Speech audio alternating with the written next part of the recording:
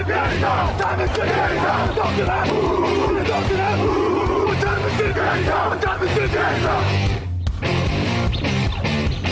gun, Hulk left slot, Dixie left, T left, Mercedes, wide chip, Ricky, Fever left, 75, Katie, Omaha. We're good.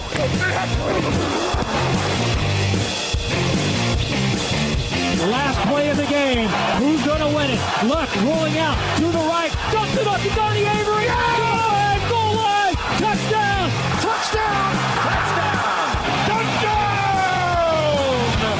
Hello, bonjour et bienvenue à tous dans l'épisode numéro 370 du podcast Jean Actu. Alain Maté, très heureux de vous retrouver pour un nouveau débrief NFL. À mes côtés cette semaine, il y a Raphaël Masmejean en t-shirt rayé. Bonjour Raphaël. Salut à tous. Raphaël, t-shirt rayé et son d'ambulance et travaux, on va vous prévenir un petit peu d'avance. Il risque, puisque vous le savez, on enregistre toujours à distance, c'est normal. Donc, Raphaël étant chez lui et ayant beaucoup de travaux et d'ambulances autour de lui, vous risquez d'entendre un petit peu des trucs éventuellement. Voilà, on tenait à vous prévenir, que vous ne soyez pas étonnés. Il est lui dans un silence absolu, c'est Grégory Richard. Bonjour Grégory. Pour l'instant en tout cas. Salut Alain, bonjour à tous. Pour l'instant en tout cas. Messieurs, nous allons parler donc de la semaine 6 en NFL qui s'est déroulée. Oui, le Covid ne nous a toujours pas eu. On continue. La 6e semaine, c'est dans la boîte. La défense des Buccaneers qui porte Tom Brady et écrase Aaron Rodgers. Les Titans qui font le spectacle. Les défenses de Pittsburgh ou de Chicago. Il y a beaucoup de belles choses dans ce débrief. Et justement, c'est parti. Hey, Kurt Warner here. Hi to everybody at the Touchdown Podcast.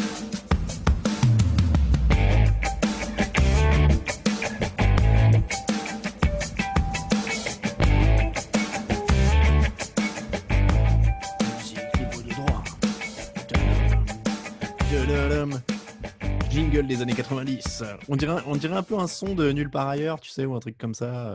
Bon, en tout cas, c'est libre de droit, voilà. Merci à Kurt Warner, en tout cas, pour ce petit jingle. Buccaneers 38, Packers 10. C'était la première affiche pour nous de la semaine. Les Packers menaient 10-0. Ils semblaient être là pour montrer qu'ils étaient solides. Et bam, ils se sont fait humilier par la défense des Buccaneers. Lavonte David et Devin White ont donné le ton pour toute la défense de Tampa. Il y a du monde sur tous les niveaux dans cette défense. Il y a aussi 2 interceptions. Ndamu Kongsu qui a bien embêté Aaron Rodgers comme d'habitude. Messieurs, Bruce Arians avait expliqué il y a plusieurs semaines que son équipe était construite sur la défense et que Tom Brady c'était la cerise sur le gâteau. Et ben il n'avait pas menti visiblement. Non, il avait pas menti et ça explique d'autant plus pourquoi ils sont allés justement à cette intersaison chercher Tom Brady. C'est parce que Bruce Arians, et avec Todd Bowles, son coordinateur défensif, devait avoir la certitude que cette défense allait être armée dès cette année et serait au niveau pour porter assez haut l'équipe, et donc ils avaient besoin de ce quarterback d'expérience capable de ne pas faire d'erreur comme Jameis Winston pour enchaîner les victoires. Ça commence pas trop mal cette saison et effectivement, enfin après on peut revenir plus en détail sur la défense et détailler, mais c'était assez impressionnant comme tu l'as dit. Moi je trouve que c'est vraiment tous les niveaux là, aussi bien le front seven que le backfield défensif a fait une très très grosse performance, du blitz à haute intensité, enfin voilà, c'était très complet, donc chapeau, rien d'autre à dire. Toi qui aimes bien Lavonte David et Devin White, là t'as dû te régaler. Ah bah oui, je les ai pour un peu plus tard pour une autre chronique du podcast, mais oui, moi j'ai adoré la polyvalence, parce qu'on les a vus tout faire sur ce match, à la fois aller chercher Aaron Rodgers, à la fois défendre des passes, couvrir les receveurs adverses, enfin ils ont vraiment tout fait, donc c'était beau à voir. Grégory, 5 sacs, 13 quarterback hits, 2 interceptions. C'est une énorme bonne nouvelle pour Tom Brady et son attaque. Et c'est la confirmation qu'on a une des meilleures défenses de la NFC. Alors, je ne vais pas me risquer à un top temps, mais une des meilleures défenses de la NFC à Tampa. Oui, très clairement. C'est vrai que depuis le début de la saison, j'avais tendance à être un petit peu plus réservé, notamment sur la défense contre la passe, qui pouvait également concéder quelques big plays par moment quand vraiment le pass rush faisait un petit peu défaut. Mais là, on voit qu'au fil des semaines, vraiment, c'est une escouade défensive qui devient extrêmement complète. La capacité des linebackers à être pressants sur le jeu à la course, sur le blitz, en effet, c'est pas quelque chose qu'on découvre. Après, ce qui est quand même assez impressionnant, c'est que ce front seven, il a été capable de mettre à mal l'une des plus grosses attaques de la NFL, avec en plus l'absence toute récente de Vita Vea, leur defensive tackle, qui est out pour la saison. Et en plus, alors, c'est un peu paradoxal, parce que l'une des images fortes qu'on retient, c'est un petit peu la provocation d'Ndamu Kongsu avec Aaron Rodgers.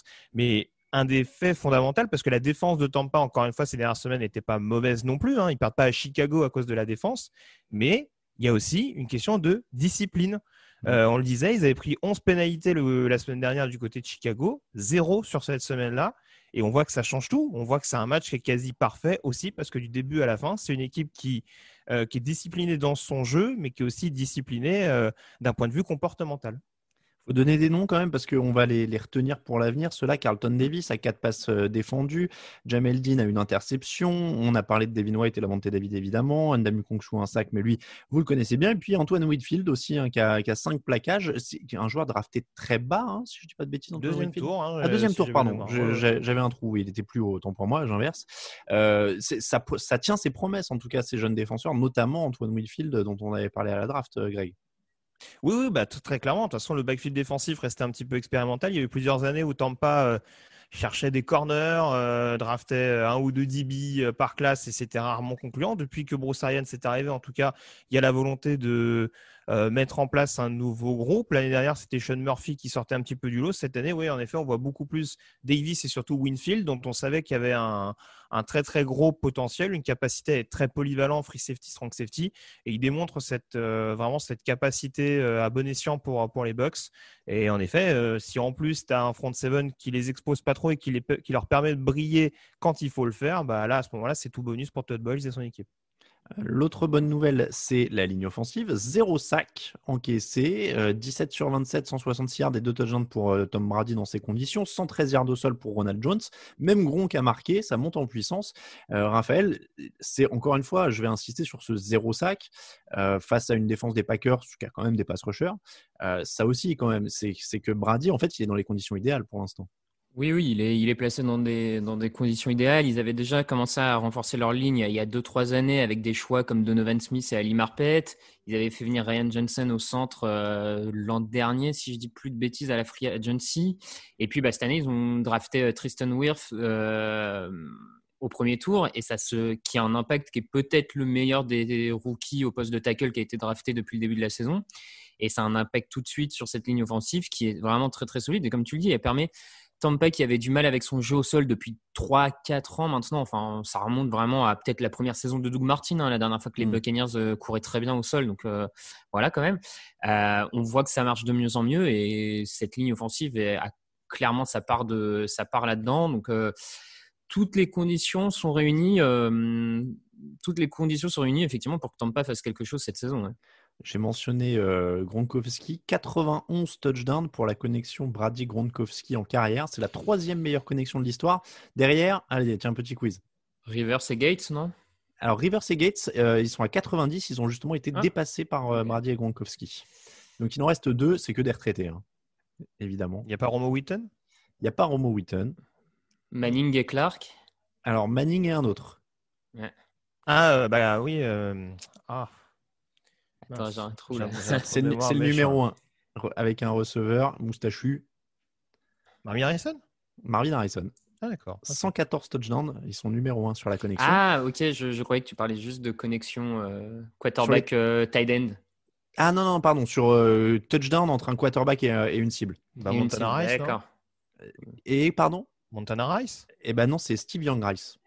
Ah, d'accord. Ok. Ils sont à 92, donc ils pourraient être dépassés par Brady et Gronkowski dans les semaines à venir, éventuellement. L'an dernier, les Packers sont bons en saison et s'écroulent contre les Niners en playoff. Là, ils s'écroulent dans un autre match qui était très attendu. Alors, c'était pas les playoffs, mais est-ce que c'est une tendance ou alors est-ce que c'était ce que disait Aaron Rodgers ? On s'est vu trop beau, on était trop à l'aise début de saison, il fallait qu'on prenne un coup de pied au derche. C'est ce qu'il a expliqué.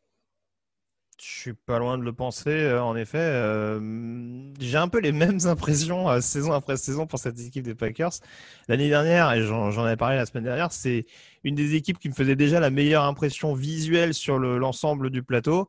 Et pourtant, ça les a pas empêchés de se prendre la porte sur la tronche sur une ou deux sorties de manière assez inexplicable. Alors non pas que Tampa Bay ce soit la plus mauvaise équipe de la ligue, même si Green Bay me paraissait favori sur ce match-là. Mais en l'occurrence, contre une équipe qui était clairement refocalisée, peut-être que Green Bay s'est vu un peu trop tranquille, justement en se disant que ça restait une des équipes les plus fringrantes en saison régulière, qu'a priori, ils étaient quand même plutôt bien partis pour une qualification en play-off. Si ça peut les concerner dès la 5e ou 6e semaine, en l'occurrence, c'est pas plus mal. Mais c'est d'autant plus étonnant qu'ils sortaient d'une bye week. Donc, c'est vrai que se retrouver comme ça, à prendre aussi cher quand tu as préparé un match 2 semaines à l'extérieur, bon, c'est ce qui pose un peu question. Mais oui, il vaut mieux que ça leur arrive maintenant, en effet. Mais c'est malheureusement pas le premier trou d'air qu'on constate sur ce genre de prestations à l'extérieur. Raphaël, erreur de parcours ou quelque chose de plus profond? Pour le moment, ça va être une erreur de parcours. Maintenant, je suis quand même un tout petit peu inquiet pour la suite. Matt LaFleur, depuis son arrivée à Green Bay, donc c'est 5 défaites. Et sur les 5 défaites, tu en as 4 où les Packers perdent avec plus de 10 points sur l'adversaire. Je trouve que c'est un chiffre qui… 4 défaites de plus de 10 points sur 5, c'est un chiffre qui m'inquiète un peu parce que est-ce que ça ne veut pas dire que Matt LaFleur, quand le plan ne se passe pas comme prévu, il a du mal à trouver les solutions et les ajustements en cours de match? Et je pense notamment qui nous reste en tête, cette finale de conférence l'an dernier contre les 49ers où il est incapable de s'adapter pendant tout le match et où ils sont dominés de A à Z, ils ne trouvent pas de solution. Là, il commence bien, mais derrière, l'équipe n'est pas capable de réagir, on ne trouve pas la clé. Donc, il en est qu'à 5 défaites en 2 ans. Il y a encore du temps pour trouver, mais je trouve que voilà, ces défaites montrent qu'il y a peut-être un petit souci encore que lui, en termes de coaching, n'arrive pas tout à fait à trouver l'adaptation en cours de match, comme des Bill Belichick, des Andy Reid savent le faire, qui en cours de match sont capables de changer le cours du destin du match par du bon coaching. Lui, pour le moment, tu as l'impression que quand ça marche pas, l'équipe perd et puis on passe à la semaine suivante. Après, il ne s'était pas caché, mais c'est vrai que son play calling dans le deuxième carton, il est quand même un peu suspect parce que bon, encore une fois, on va pas dire que le manque de receveurs était peut-être un peu plus criant et que Aaron Rodgers a peut-être voulu remettre Davante Adams un peu trop de nouveau dedans au point de concéder les interceptions un peu fâcheuses et de redonner le momentum fatal derrière à Tampa. Mais ouais, est-ce que alors que le score t'est favorable, ça vaut le coup d'essayer de forcer un petit peu à la passe et d'essayer peut-être et de ne pas essayer de les défier un peu plus au niveau du jeu au sol. En l'occurrence, il y a Aaron Jones qui est excellent depuis le début de la saison et on n'a peut-être pas tant testé que ça sur un stop de Tampa, même si le front seven a été dominant de bout en bout, ça, il n'y a pas de doute là-dessus. Mais voilà, Green Bay a aussi donné le bâton pour se faire battre un peu sur cette rencontre, alors que comme Raph le disait, il y a quand même un bon début. Bon, il faudra attendre de voir, en tout cas, pour savoir si c'est quelque chose de sérieux. On passe aux Titans, 42, Texans 36, 264 yards gagnés au sol, au total, pour Derrick Henry, record en carrière pour lui, 212 au sol, 52 à la réception, un touchdown à quelques secondes de la fin pour égaliser dans le temps réglementaire pour A.J. Brown, victoire en prolongation, un superbe match face à un Deshaun Watson qui a tout donné. J'aurais jamais pensé dire ça, mais ces Titans sont quand même sexy cette année. On a quand même des sexy Titans. Parce que franchement, c'était le match le plus enthousiasmant de la semaine. Oui, écoute, oui, c'est sexy, mais c'est encore plus bluffant. Alors, c'est très perturbant parce qu'ils sont sexy, mais puisque ça va être une des questions principales de ce podcast, j'ai toujours du mal à savoir quoi en penser de cette équipe des Titans. Après le match contre Buffalo, je me suis dit, bon, j'ai peut-être été un peu sévère en termes de jugement. C'est une équipe qu'il va falloir considérer jusqu'au bout, etc. Et là, il y a un match où, en effet, Houston, ils sont un peu plus reboostés après leur victoire contre Jacksonville, le départ de Bill O'Brien, tout ça, machin.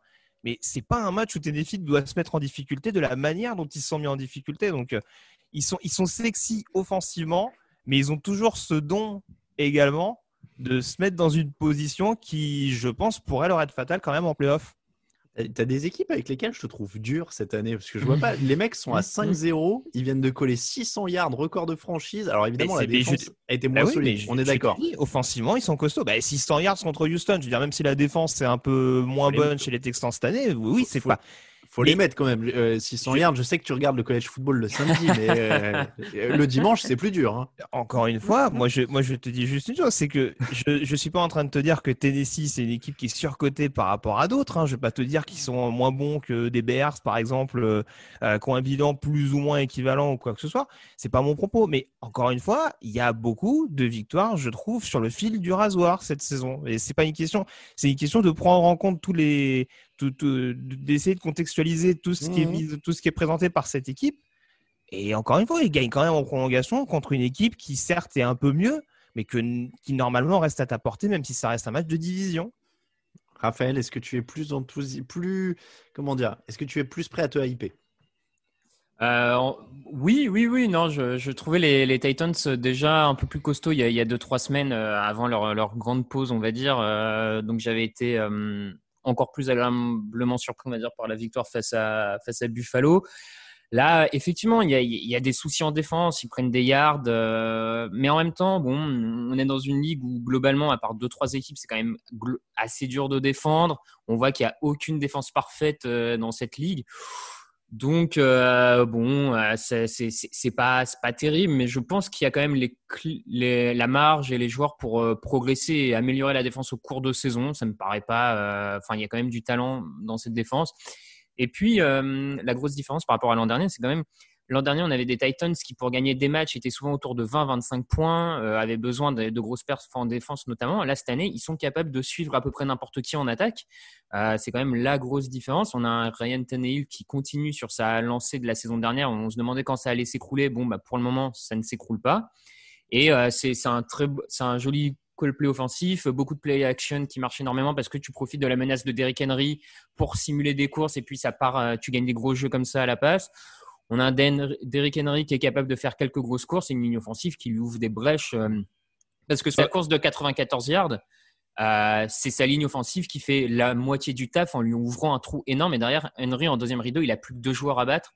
Enfin, que 2 joueurs à battre. Hein, mais voilà, donc moi, en tout cas, offensivement, je trouve qu'à l'heure actuelle, ils peuvent regarder tout le monde dans les yeux, quoi. Surtout qu'ils n'ont pas joué beaucoup de matchs cette saison avec et Jay Brown et Corey Davis dans les squads de receveurs. C'est ce que j'allais dire. Tout le monde va parler de Derrick Henry pour la course de 94 yards, les stats, etc. Moi, ce qui m'impressionne le plus, c'est vraiment la confiance de Tannehill cette année. Parce que la fin, alors c'est pas une feinte, mais il pourrait mettre le ballon au sol pour arrêter l'horloge. C'est à une douzaine de secondes de la fin.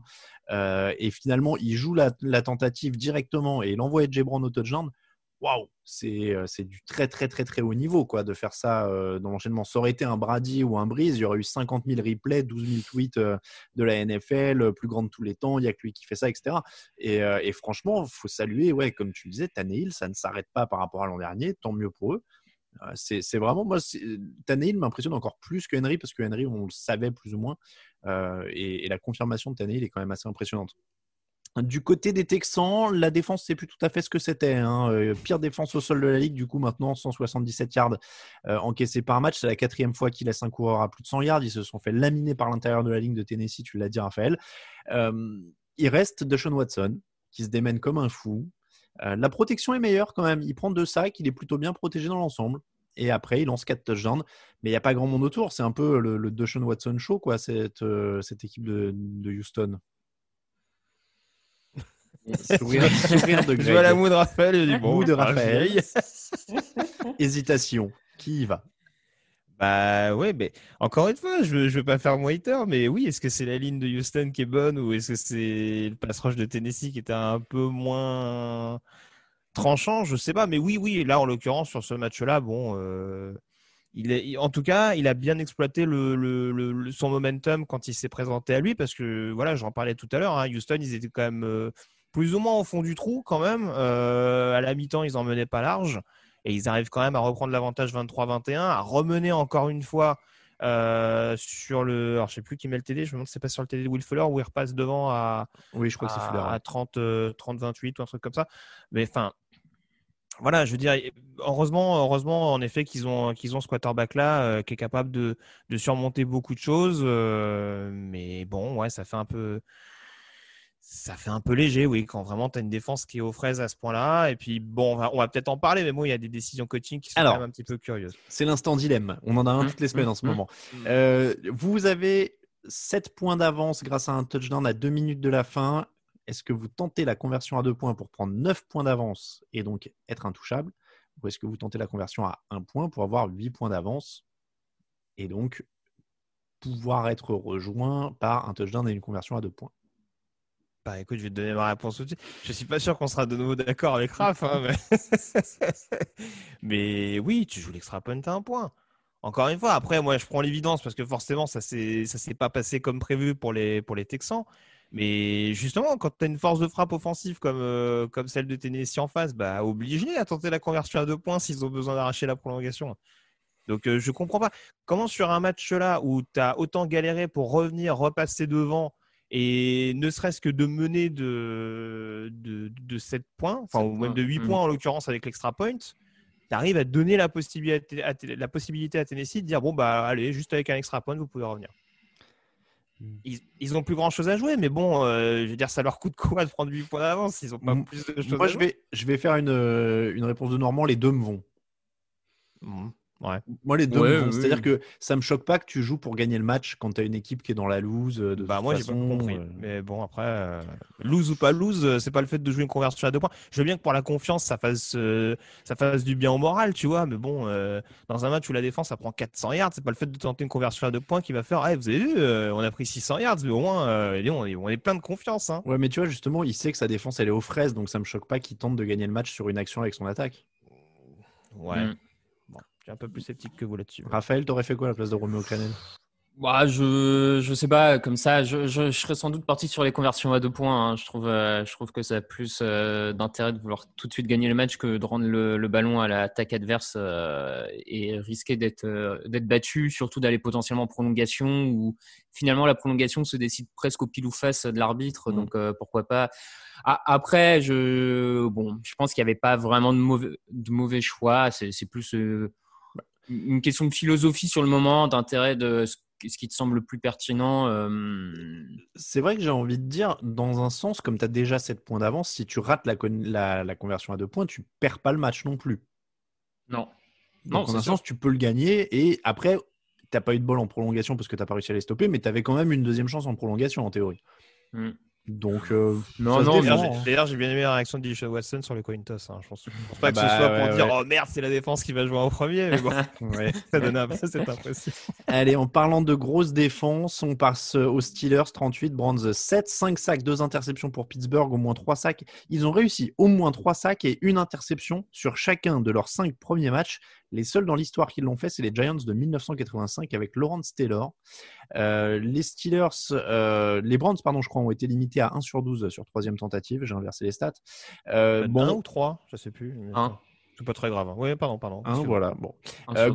Gros match de Bud Dupree avec 2 sacs, énorme défense. On parle tout de suite du point négatif. Devin Bush est touché au genou. Sa saison pourrait être terminée. Est-ce que ça peut les plomber significativement? Ça va forcément un peu les affaiblir. Il avait un peu endossé ce rôle de, comme on aime à comparer, de quarterback de la défense. C'est lui qui avait le signal radio dans le casque qui a un peu dirigé certains changements sur le terrain. Donc ça va un peu forcément embêter les Steelers. Maintenant, actuellement, cette défense a tellement d'armes et c'est tellement bien coaché et ça frappe fort, ça va vite dans tous les sens que je pense pas qu'on ait une baisse significative de la défense et qu'elle se retrouve à encaisser 600 yards par match dès la semaine prochaine. Hein.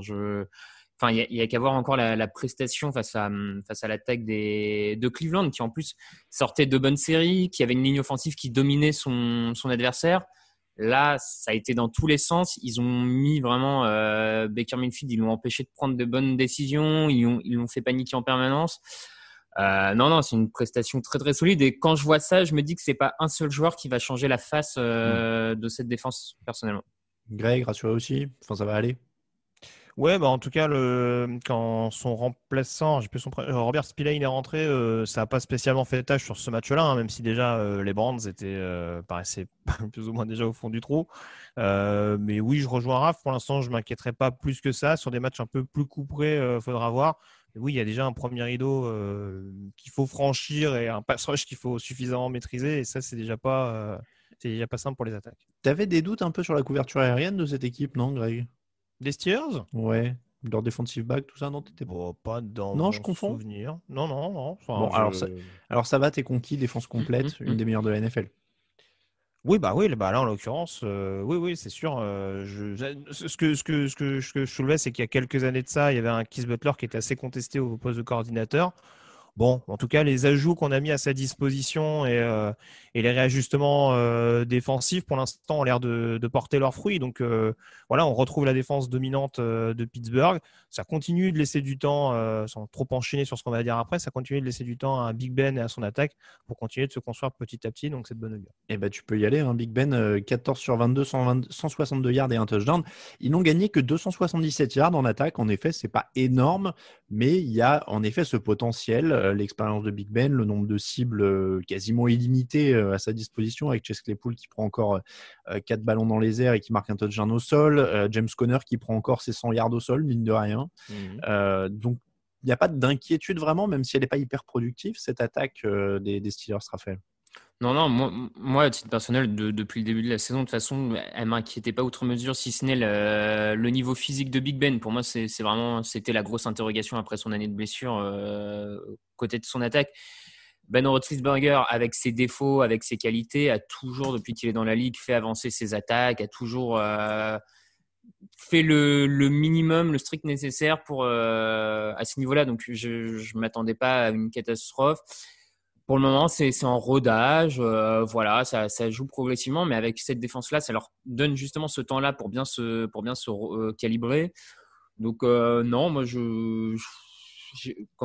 c'est l'attaque à peu près à laquelle je m'attendais, en fait, finalement, des Steelers. Hein. Donc, pour moi, elle va monter en régime au fur et à mesure de la saison et on verra un peu plus vers janvier, quoi. Alors parlons un peu des Brands. Est-ce qu'on tombe sur les Brands? Est-ce qu'on dit oh là là, c'est les mêmes, Baker Mayfield n'est pas si bon que ça, il est surcoté, puisqu'on a fait le débat dans le fauteuil de dimanche, ou alors est-ce qu'ils sont tombés face à une équipe qui était plus forte que Baker Mayfield avait des problèmes de blessures aux côtes et qu'il a été suffisamment touché visiblement pour que ça le gêne, ou est-ce que c'est évidemment un mélange de tout ça? Mais est-ce qu'il y a des circonstances atténuantes, ou alors est-ce qu'on dit ah bah oui, mais c'est les Brands et puis les Brands ils sont retombés, parce qu'ils sont à 4-2 quand même, hein.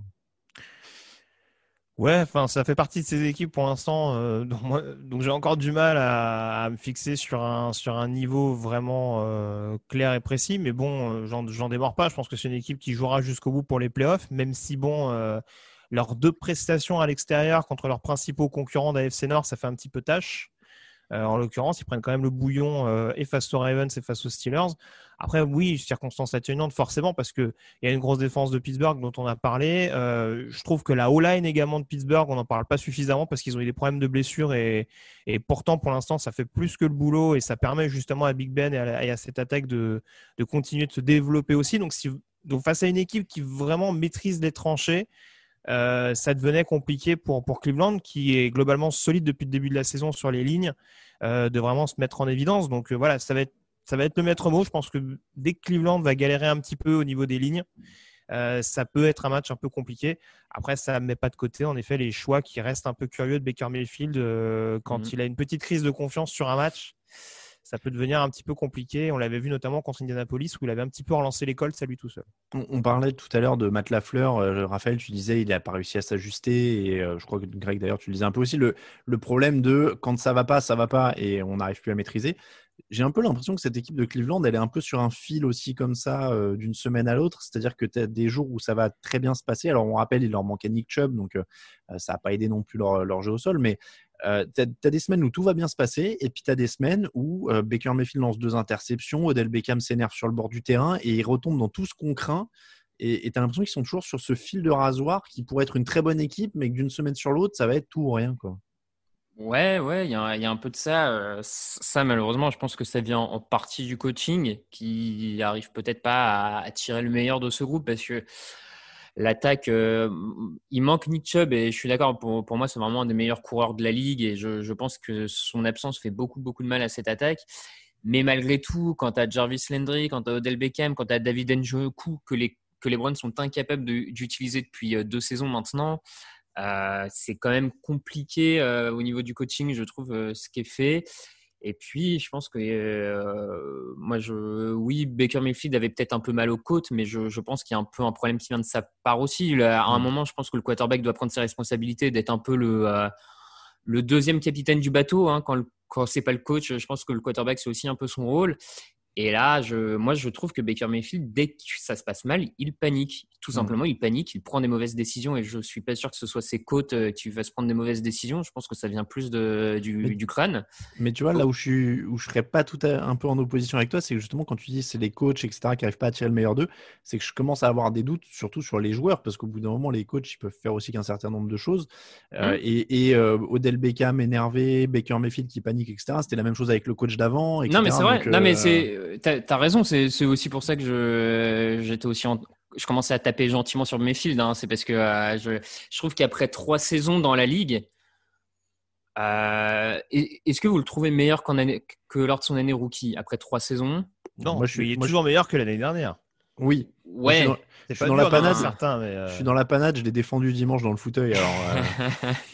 Okay, non, mais après, je te laisse poursuivre, mais c'est pas pour dédouaner Mayfield ou quoi que ce soit, mais faut pas non plus oublier que ça reste des coachs de première année, justement, parce qu'on dit oui, les coachs changent, mais les problèmes restent. Oui, il faut peut-être aussi qu'il y ait quelque chose qui se mette en place. Et encore une fois, c'est peut-être pas quand tu joues Baltimore et Pittsburgh à l'extérieur que c'est forcément évident de mettre ces choses-là en place. Hein. C'est leurs 2 seules défaites de la saison au final. Hein. Oui, non, donc voilà, certes, malheureusement, c'est 2 défaites qui exposent dans les grandes largeurs certaines de leurs failles.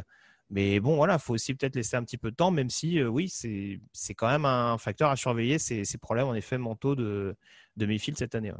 Bon, il y a encore de l'espoir, c'est le plus important. Petite pause et la suite des matchs.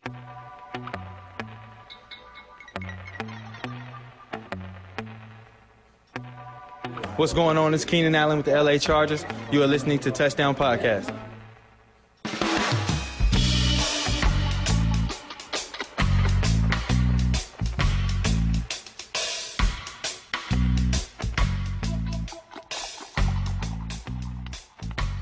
Musique libre de droit reggae, monsieur.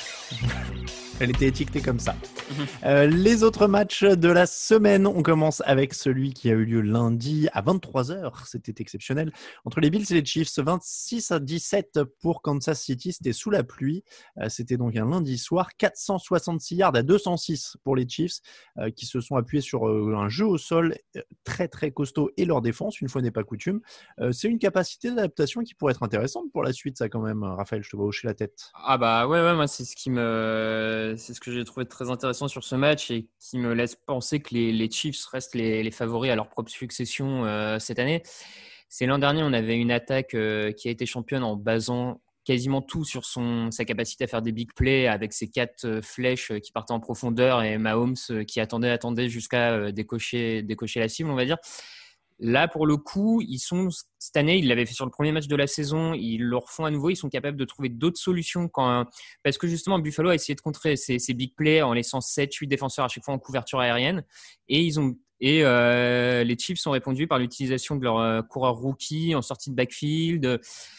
Donc, le fait d'être capable de s'adapter, de trouver des solutions pour gagner comme ça face à une des top équipes de l'AFC, moi, ça me laisse penser que c'est une équipe qui est en train de monter progressivement en régime et de trouver l'ensemble des clés et des cartes à jouer pour l'emporter en fin de saison. Donc, je serais fan des Chiefs, je serais assez optimiste pour la suite.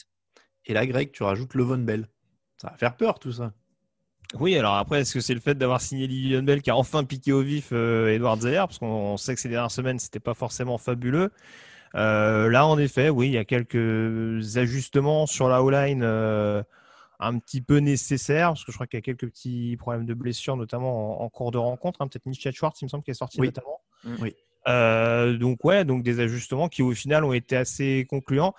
Après, j'ai quand même la sensation que, je ne veux pas griller les étapes, mais ouais, que cette équipe de Buffalo a perdu un petit peu le fil, mine de rien, ces dernières semaines, notamment défensivement. Et on a à peu près la même recette que contre Tennessee, hein, c'est-à-dire qu'il y a un début de match qui est relativement honnête pour Buffalo, avec des Bills qui mènent au score, et puis derrière, des 2 côtés du ballon, ça commence à se liquéfier et à céder le match petit à petit. Donc, c'est un peu problématique. Mais en effet, voilà, cette attaque de Kansas City, elle a été extrêmement opportuniste avec notamment un jeu au sol retrouvé. Et ça, s'il y a un jeu à la course capable de dépanner Patrick Mahomes, de toute façon, ça va permettre à Kansas City d'être dans le match jusqu'au bout. Et puis, en effet, cette défense qui s'est bien reprise contre une équipe de Buffalo, notamment un jeu au sol qui est quand même particulièrement délicat cette année du côté des Bills. Oui, la défense de Buffalo avait déjà du mal sur les premières semaines, mais c'est vrai que l'attaque, ça commence à être aussi un petit peu nouveau. Hein. Le jeu au sol a été stoppé. Josh Allen est à 122 yards de touchdown, une interception. Est-ce qu'on commence à s'inquiéter sur le côté ? Voilà, ça a bien démarré, mais quand ça commence à rentrer dans le dur, avec du froid, avec de la pluie, après les conditions étaient difficiles. Ouais, les conditions étaient difficiles pour le jeu de passe. Après, elles n'expliquent pas forcément la défaillance entière non plus sur le jeu aérien. Oui. Puis à Buffalo, ils jouent quelques matchs tous les ans dans des conditions un peu compliquées. Hein. C'est pas non plus, pas un dôme. Ils sont quand même un dos. peu habitués à jouer dans la neige, quoi. Ouais, c'est ça. C'est vrai. Donc non, mais en défense, tu as l'absence de Milano au poste de linebacker qui fait beaucoup de mal contre le jeu de course et qui se ressent encore. Alors vous me direz, tout le monde a des... extrême la patte. Hein. Ouais, après, et en même temps, on pourrait répondre, toutes les équipes de NFL ont des blessés, donc il y a un moment, il faut savoir faire avec aussi. Bon, pour le moment, ils ont peut-être pas encore trouvé la clé 100, mais à eux de trouver le fil. Je suis pas encore inquiet pour eux. Je pense que voilà, ils perdent contre le champion. Bon. Ils viennent de perdre contre les 2 derniers finalistes de conférence AFC, quoi. Oui, Bon, c'est ça. c'est vrai. C'est malheureusement, encore une fois, c'est un peu comme Cleveland, ça les expose un peu. Ça a montré une équipe qu'on pouvait éventuellement envisager comme première équipe de l'AFC. En tout cas, ça fait retomber le soufflet de manière assez spectaculaire. Mais ouais, bon, en tout cas, il y a une remise une remise en question pour Josh Allen. Vaut mieux qu'elle arrive maintenant qu'au mois de janvier, j'ai presque envie de dire. C'est sûr. C'est sûr. Eagles 28, Ravens 30. Est-ce qu'il est bon, Carson Wentz? Parce que moi, j'ai pas regardé tout le match. Si on regarde le début, je sais pas quel mi-temps vous avez regardé, mais c'est pas le même joueur. Hein. Philadelphie était mené 24-6 au début du dernier quart-temps. Ils ont marqué 3 touchdowns, échoué sur la conversion à 2 points qui a envoyé le match en prolongation. Du coup, Wentz finit avec une fiche qui est assez symbolique de son match, puisque c'est quasiment 50-50, 21 sur 40, 213 yards, 2 touchdowns. On fait quoi avec cette équipe de Philadelphie? Ah bah, tu disais, mais je pense que Vance, il est un peu à l'image de son équipe, un peu de cette mentalité underdog. Mais c'est des schizophrènes, tu peux le dire. Ouais, c'est ça. Il y a un peu ce côté-là. Parce que, enfin, il y a cette deuxième mi-temps où il revient bien, mais en même temps, moi, je suis quand même un peu en tête que les Ravens laissent un peu facilement glisser le match. Enfin, sincèrement, je trouve le score un peu gentil. Je pense qu'il y a plus d'écart que ça entre les deux équipes, et notamment ce que montre la première mi-temps. Après Vance, alors lui pour le coup des blessés il en a, hein. Je sais même pas avec qui il joue actuellement.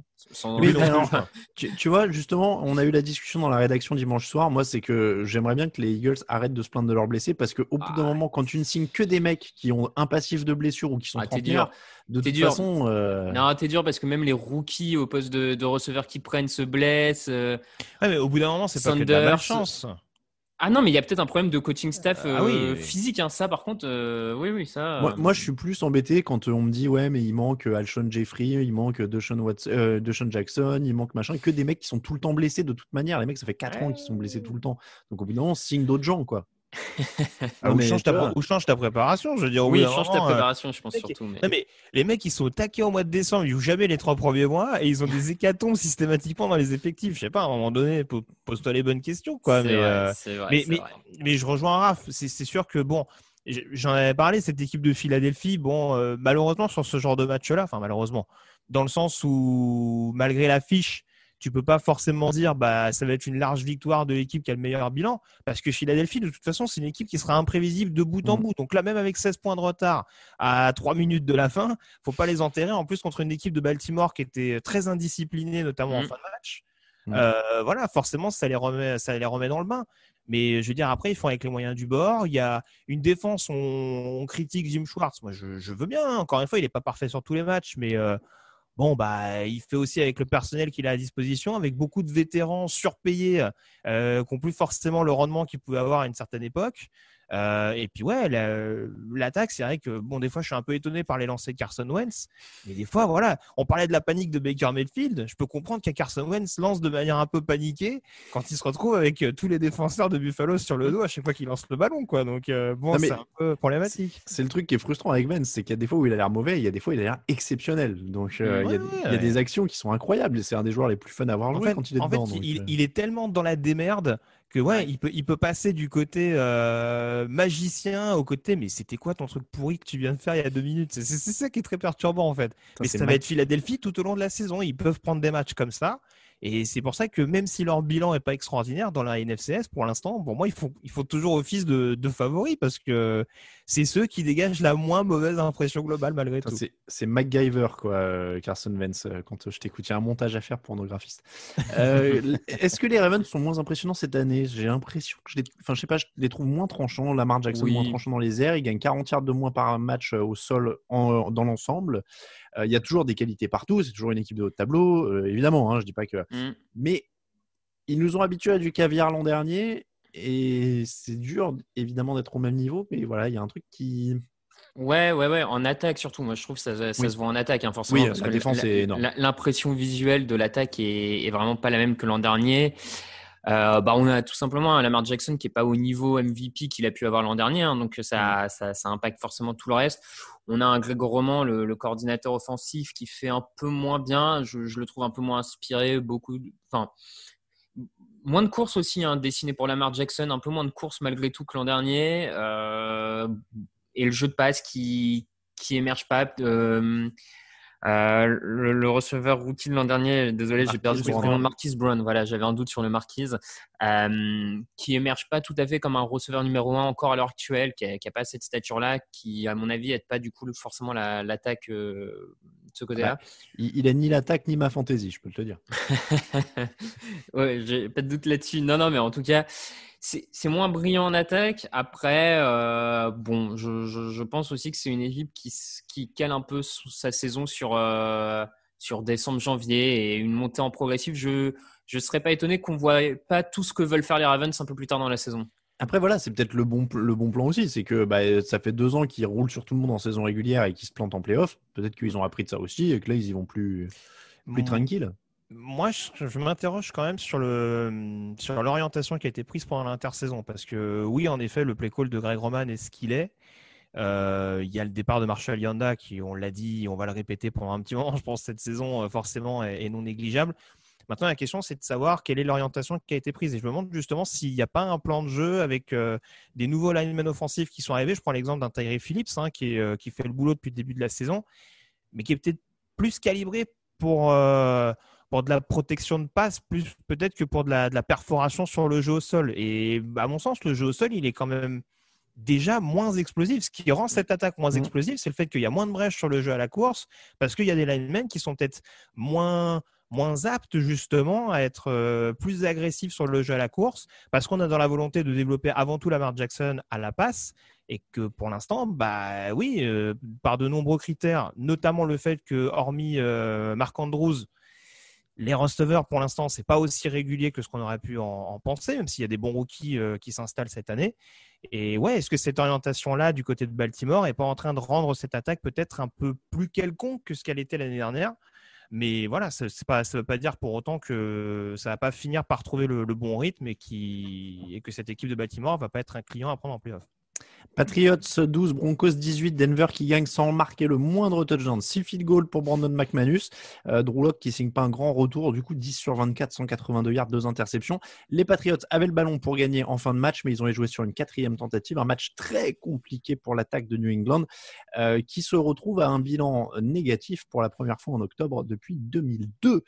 Cam Newton 17 sur 25, 157 yards, 2 interceptions. Il a aussi 10 courses pour 76 yards et un touchdown, mais ça court pas beaucoup autour de lui, il n'y a pas de cible de qualité.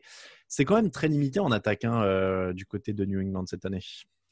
C'est limité. Puis là, ils arrivent en circonstance après 2 semaines où Cam Newton ne s'est pas vraiment entraîné à cause du Covid. Une ligne offensive, il faut le dire aussi, qui avec toutes les blessures a dû réorganiser totalement le positionnement de ses joueurs, puisqu'on a un Isaiah Wynn qui s'est retrouvé garde, on a un Joe Toney qui a aussi été décalé. Donc, c'est normalement, attention, hein, je dis pas que ça explique la défaite. Je pense qu'il devait quand même battre ses Broncos malgré tout, et que le résultat n'est pas tout à fait normal, parce que du côté de Denver, tu as aussi plein de blessés. Mais comme le souci des Patriots, c'était l'attaque, avec une attaque complètement nouvelle à qui il faut prendre du rythme et tout, te retrouver après seulement 4 matchs à devoir un peu tout rechanger au niveau des schémas, parce que ta ligne offensive n'est plus la même. Un Nkilari, le receveur de 2e année, qui est très très décevant, seulement ciblé 2 fois malgré le fait de jouer quasiment 60% des snaps, qui n'arrive pas à se démarquer. Et Cam Newton là-dedans, qui nous a pas montré le meilleur de chez lui, hein. On savait que des fois c'est un quarterback qui perd des ballons. C'est Denver, ça. C'est Denver, sans aucun doute. Mais bon, voilà, on savait qu'il perdait des ballons. Il en a toujours perdu, et je pense que ça sera toujours un peu comme ça avec lui. Donc voilà, ces petits problèmes en attaque, c'est là que ça coince, hein, clairement, parce que la défense des Patriots, elle n'a pas grand-chose à se reprocher sur ce match-là, je vais te dire. Quand tu prends pas de touchdown, a priori, c'est que tu t'es pas trop mal débrouillé. Surtout dans la NFL actuelle. Grégory, c'est vrai que je trouve... Enfin, je disais qu'il n'y avait pas grand-chose à New England. Edelman est quand même un peu son seul receveur fiable. Si tu enlèves James White, qui est un coureur, officiellement, il n'y a quand même pas grand-chose autour de Newton, qui en plus, là, fait pas un bon match. On attendait d'avoir éventuellement la confirmation de ce que pouvait apporter un Damien Harris, qui avait fait une bonne première, mais ouais, qui a été globalement bien muselé. Après, je vais dire franchement, la défense de Denver, malgré les absents, ça reste à un niveau honnête de ce qu'on en voit. Et je n'ai pas de souci avec le fait que l'attaque de New England n'arrive pas à avancer. Ce n'est pas une première. Et malheureusement pour eux, je pense que ce ne sera pas un cas isolé cette année. Ce qui me perturbe beaucoup sur ce match-là, c'est l'exécution. C'est que New England, je veux dire, ils ont déjà fait briller un paquet de no-names, etc. Je veux dire, à mon sens, le Patriot Way, c'est quand même déjà d'être appliqué dans ce que tu fais. Et c'est quand même assez curieux de voir autant de déchets, des interceptions, le fumble d'Aizo. Enfin, il y a quand même beaucoup d'actions où il y a des pertes de balles, des impondérables, si je peux parler ainsi, qui n'ont pas l'air d'avoir été énormément respecté. Au-delà de la question des blessures, on peut avoir un jour sans. Mais sur un match-là, se dire que tu finis à 6 points dans un match où ta défense a été énorme et où tu as eu un paquet d'opportunités que tu as laissé filer avec des ballons droppés, avec des interceptions un peu grossières, des pertes de ballons en très mauvaise position, c'est ce qui peut laisser des regrets, je pense, à New England, au-delà du casting offensif qui, malheureusement, va être, je pense, une petite plaie tout au long de l'année pour l'équipe de Foxborough. Bon, pour Denver, ça a bien défendu, ça a bien couru et ils gagnent malgré un mauvais Drew Lock, donc c'est presque prometteur. Ouais, il revenait de blessure aussi. Hein. C'est vrai. Il revenait d'une longue absence, en l'occurrence, que Newton n'était pas vraiment blessé, mais ouais, au moins, il les a un peu mis en difficulté, mais bon, il a bien exploité le début de match. Au moins, il a amené les drives qui ont permis de marquer les field goals, c'est ce qu'on peut se dire. Philippe Lindsay aussi, qui revient bien de blessure. Ça, c'est une bonne nouvelle pour eux.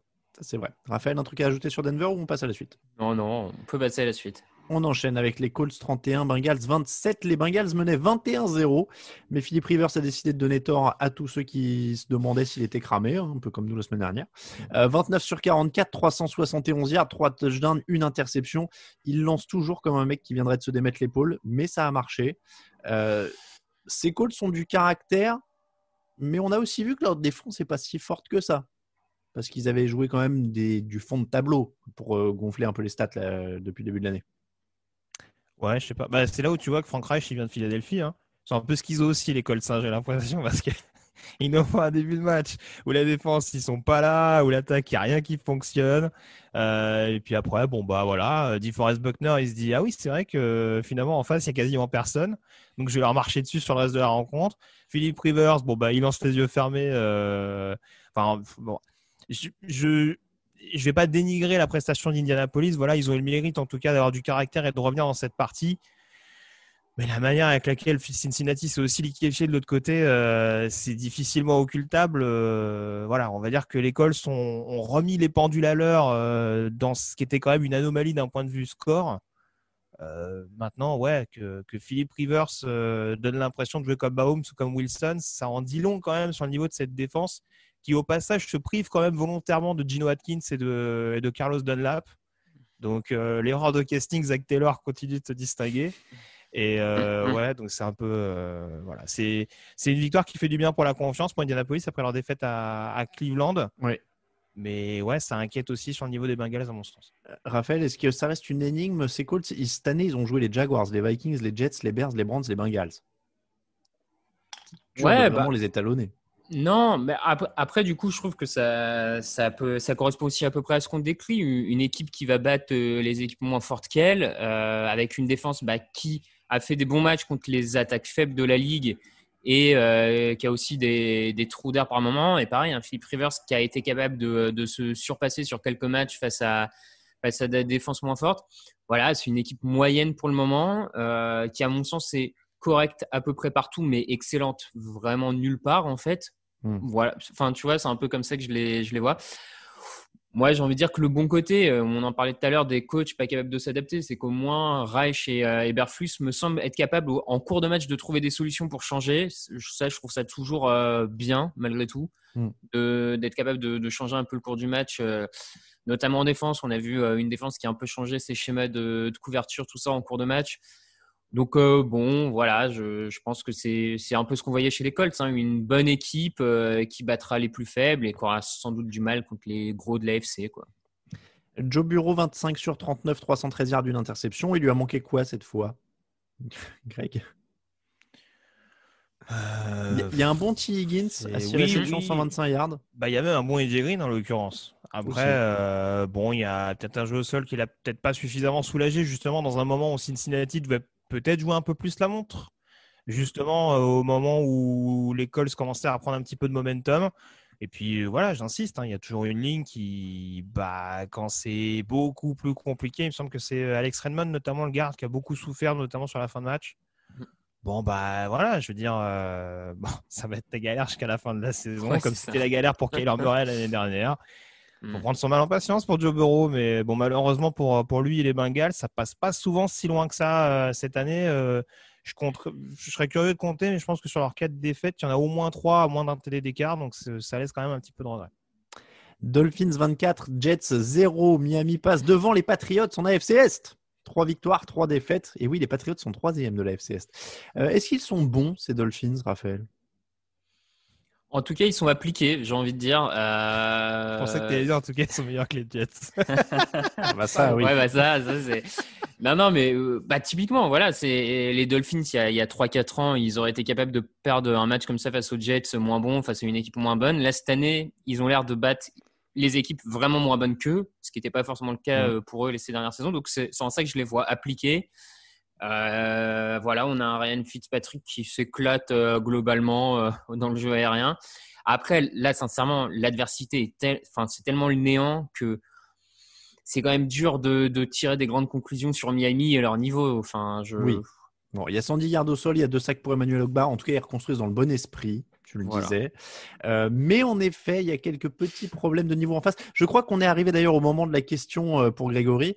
Grégory, est-ce que tu crois que Alabama peut battre les Jets? Vu ce qu'ils ont fait ce week-end contre Georgia, oui, c'est fort possible, monsieur. Là, je crois qu'on en arrive au moment des questions. Oui. Est-ce que telle équipe universitaire peut taper les Jets? Parce qu'on est quand même dans un désastre absolu. Ils sont en route pour le pire différentiel de points de l'histoire. Ils sont à 2 sur 17 sur 3e tentative. Les coachs s'envoient des remarques qui sont au border insulte bientôt dans la presse.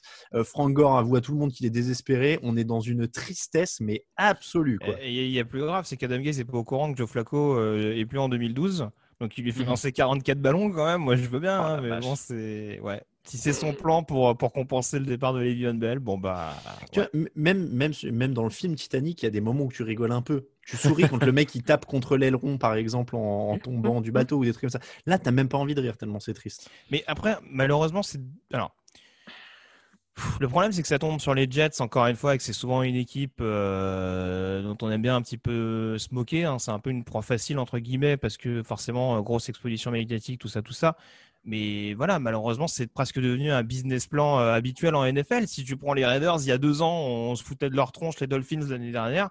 Voilà. De toute façon, c'est le plan de Joe Douglas, c'est de faire en sorte que de tout raser à la fin de la saison, d'avoir un maximum de joueurs free agent à la fin de l'année, de se débarrasser de tout le monde, de faire la grande braderie, et puis de se débarrasser de son head coach pour repartir de zéro. Donc de toute façon, je vois Raphaël que tu hoches la tête parce que moi je suis pas tout à fait d'accord non plus, mais je vais te laisser. J'entends ce que tu dis et je pense que tu as raison. Le plan final de Joe Douglas, c'est de virer tout le monde et de recommencer à zéro. Ça, sur le fond, je suis d'accord. Après, c'est sur la forme.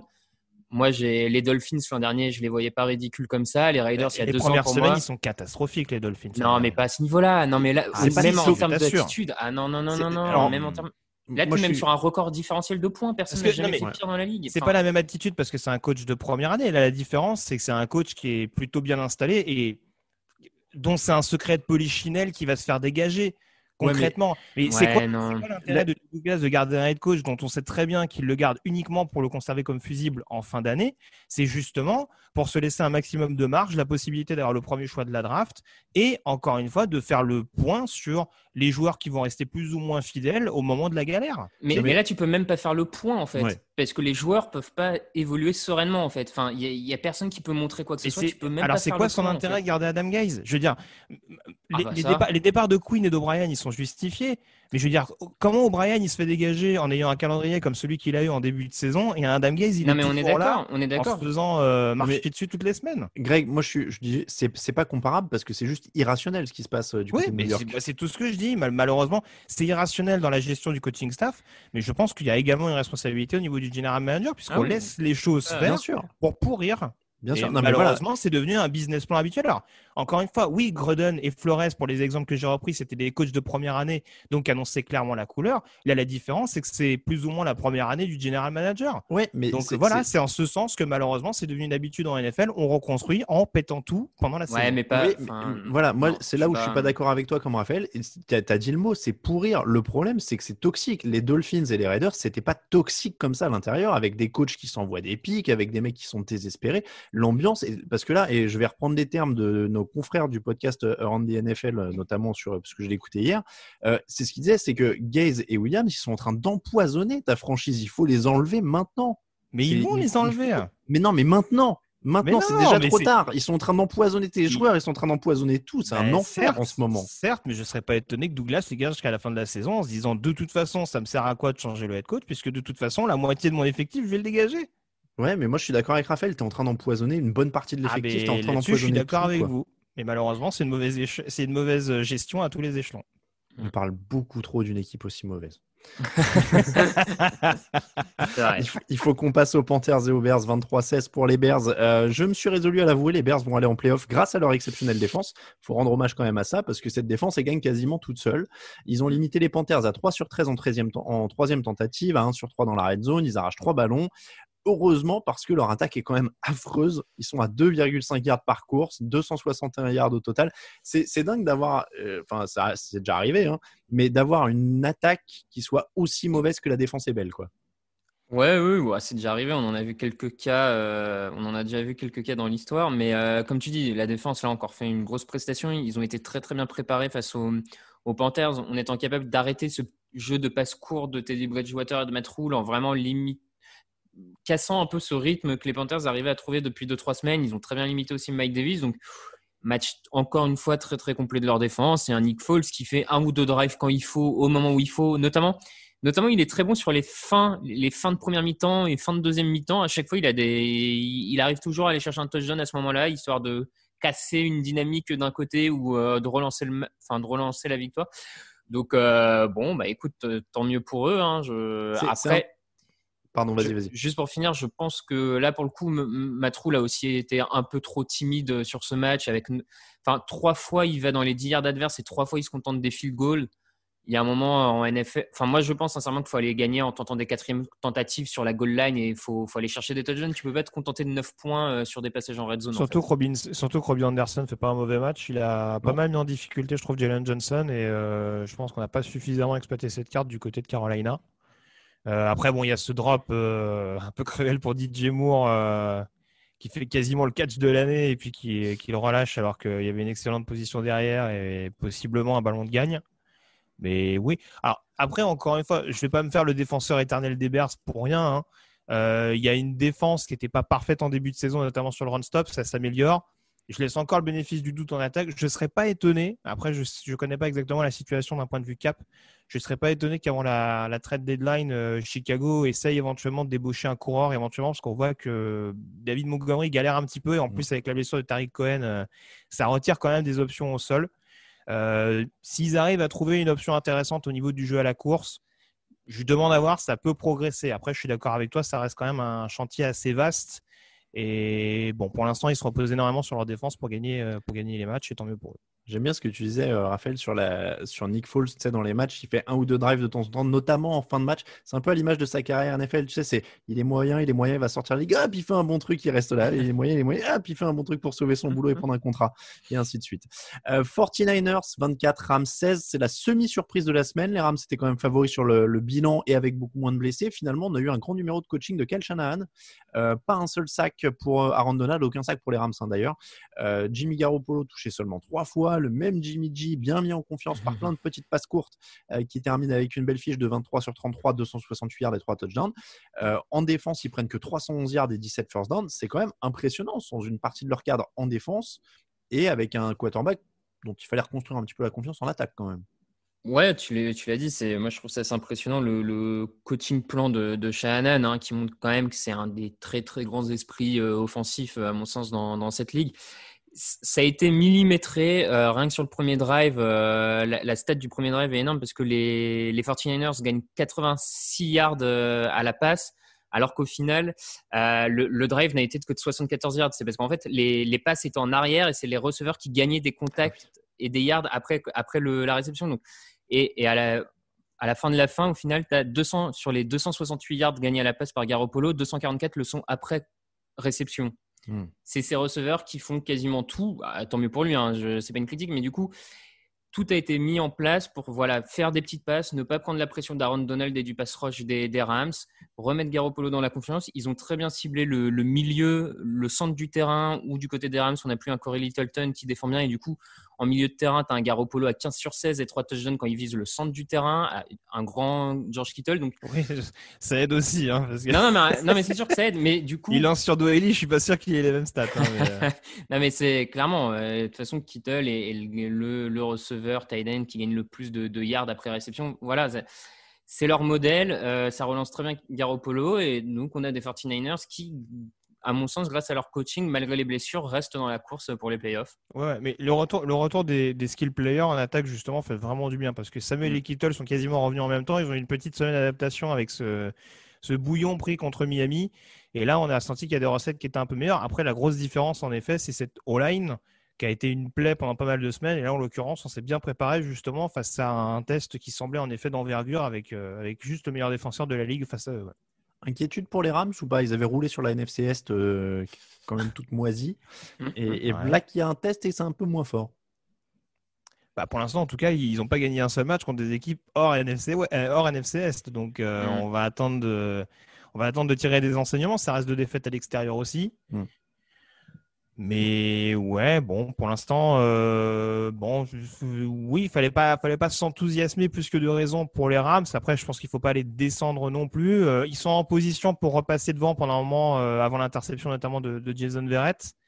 C'est un moment assez crucial. Il y a un match, je pense que l'échelle Jared Goff a pris du galon, on va dire, cette semaine, parce que là, on est vraiment dans le match où, oui, c'est pas mal, mais ça fait un peu peine à jouir parfois. Donc, donc c'est une défaite, encore une fois, qui est un peu décevante, parce qu'on pouvait s'attendre, en effet, tu le disais, au côté favori des Rams. Ils relancent un adversaire de division, mais bon, les Rams vont être quand même à surveiller jusqu'au bout dans la course pour les playoffs. Cowboys 10, Cardinals 38. Les Cowboys sont toujours les leaders d'une NFC Est calamiteuse, mais alors ça ne va pas très bien. Ils ont pris un 21-0 dans le second quart et c'était fini. 4 ballons perdus en attaque, 438 yards encaissés en défense. La bonne nouvelle, c'est que ça peut aller que mieux après. Je vous cite quand même Mike McCarthy en conférence de presse. Je vois Raphaël sourire, je ne sais pas si tu l'as vu passer celle-là. Voilà, je pense que notre préparation pour ce match était notre meilleure préparation de cette année. C'est quand même tout sauf rassurant. Est-ce qu'ils sont toujours favoris de la NFCS du coup? Oh là. Ouais. Je commence à m'inquiéter un peu. Même les Giants et Washington. L'éternuement en direct. Oh mon Dieu, alerte Covid. Alerte Covid. Pardon. Je devrais avoir l'alarme de l'alerte enlèvement de ciel. Je suis allergique aux mauvaises équipes, pour croire. En même temps, je suis porte Atlanta, pourtant, je devrais éternuer plus souvent. Mais non, blague à part, non, cette équipe de. Non, oui, non, la déclaration de McCarthy, oui, c'est un petit peu curieux. Et oui, non, même les Giants et Washington commencent à me faire meilleure impression que ce que me propose Dallas ces dernières semaines. Il il y a des matchs, encore une fois, très troublants, parce qu'ils sont capables d'embêter Seattle, par exemple, jusqu'à la fin de la rencontre. Mais ouais, sur ce match-là, il y a une défense qui n'est pas bonne, ça on ne le découvre pas. Et puis, il y a surtout un symbole assez flagrant dans cette équipe, c'est Ezekiel Elliott. Je veux dire, je sais que Raphaël a quelques doutes sur son niveau relatif au niveau de la ligne offensive. Mais de là à commettre le nombre de fumbles qu'il commet et à être dans un tel trou au point de se faire bencher au profit de Tony Pollard, c'est quand même assez particulier. Je veux dire, tu peux mettre n'importe quel casting autour de lui. C'est quand même pas normal qu'un joueur supposément de ce niveau-là, en tout cas, te laisse tomber dans de si grandes proportions avec le faible niveau qu'il a depuis le début de l'année, quoi. Encore un mec de mon équipe fantasy. Tout s'explique alors. Déjà perdu 4 fumbles, il en a perdu 2 cette semaine. Ouais. Cette année, pardon. Raphaël. Non, mais c'est un des problèmes parce que, par exemple, sur ce match, bien sûr, la défense de Dallas est encore mauvaise, elle continue à prendre les yards, mais plusieurs fois, elle se retrouve à devoir défendre dès le début du drive dans son terrain parce que tu as aussi cette attaque qui perd des ballons. Donc, il y a un moment déjà que les mecs sont pas bons, mais si en plus tu leur tires déjà une balle dans le pied en les forçant à avoir que 30 yards pour essayer de... Enfin, voilà, donc il n'y a rien qui aide cette défense à l'heure actuelle.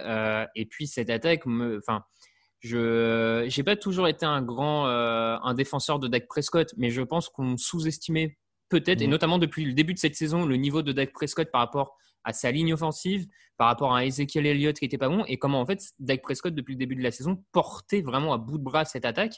Et je pense sincèrement qu'avec Andy Dalton, les Cowboys ne gagneront pas beaucoup de matchs. Enfin, je pense que... Et c'est pour ça que moi, je pense qu'ils ont perdu leur statut de favori en NFC. Alors après, au profit de qui? Ça, c'est une autre question. Mais enfin... C'est presque malsain de regarder les équipes de la NFC se Parce battre. que Dalton n'a pas cette capacité, comme Prescott l'avait, à jouer avec cette ligne offensive un peu faible, plus faible en tout cas que par le passé. Et enfin, j'ai du mal à croire, par exemple, sur ce match, que les receveurs de Dallas n'étaient plus capables de créer des séparations comme ils l'ont fait les 4 premières semaines de la saison. Enfin... Bon, après, il y a très belle défense en face. Il faut le préciser. Buda Baker fait un très beau match. Oui, il y a Patrick Peterson aussi. Hassan Reddick a 2 sacs. Non, mais c'est vrai, c'est une des bonnes nouvelles pour Arizona quand même de ce match. Ouais, mais moi, ce qui m'embête un peu par rapport à ça, c'est que côté Arizona, tu as quand même une défense qui manque, par exemple, de cornerback. Donc normalement, ça devait pas. Enfin, à mon sens, Arizona aurait dû avoir plus de mal à suivre Gallup, suivre Cooper, suivre CeeDee Lamb. Or, ça n'a pas tellement été le cas, donc bon, voilà. J'aime bien quand j'essaie d'être positif pour une équipe et que Raphaël dit non, mais c'est juste que les autres sont nuls. Ouais. Bon, après, Byron Murphy fait son match aussi à Arizona, donc, de mémoire. Donc, non, il y a un backfield qui est pas inintéressant et même. Bon, en tout cas, c'est bien meilleur de ce qu'on voit d'Arizona. Je te rejoins, Alain, par rapport à ce qui posait problème l'année dernière, parce que la défense de Van Joseph se faisait un petit peu ouvrir dans les grandes largeurs. Donc là, oui, en effet, il y a du mieux, mais bon, il y a un Kyler Murray qui fait le boulot, on va dire, pour l'instant, bien aidé par un jeu au sol, en l'occurrence, sur ce match-là. J'attends encore d'être convaincu à 100%. C'est pas une simple victoire, entre guillemets, si je peux me permettre de parler ainsi. C'était pas juste la victoire à Dallas qui va m'amener à changer mon jugement totalement sur le niveau d'Arizona depuis le début de la saison. Mais en tout cas, voilà, c'est une bonne fiche de 4-2 pour se tirer la bourre jusqu'au bout pour les playoffs. Et contre Kenyan Drake court, ça simplifie tout. 164 yards encore pour lui dans ce match. Vikings 23, Falcons 40. Vous savez qui est le remplaçant de Kirk Cousins ou pas? Moi, je sais. Ah oui, j'ai vu passer c'est Sean ça. Mannion. C'est Sean Mannion, voilà. C'est sûrement pour ça que Kirk Cousins est resté en jeu après ses 3 premières interceptions. T'es méchant, bon quarterback à Oregon State. Ouais, attends, il peut pas dire qu'il a pas de receveur, Kirk Cousins, puisque Justin Jefferson fait plus que combler le départ quand même de Stephon Diggs pour l'instant. Il est encore à 166 yards et 2 touchdowns, et je crois qu'il est déjà à plus de 500 yards, le garçon. Pour les Falcons, qu'est-ce qu'il y a? Bah non, mais juste, j'allais dire, tu vas taper sur Kirk Cousins s'il est tombé sur une des nombreuses équipes schizo de la ligue. Qu'est-ce que tu veux que je te dise? Alors voilà, j'allais dire, ça allait beaucoup mieux pour les Falcons. Meilleure défense de la ligue. Bah écoute, il y a les Steelers, il y a les Bears, il y a les Falcons.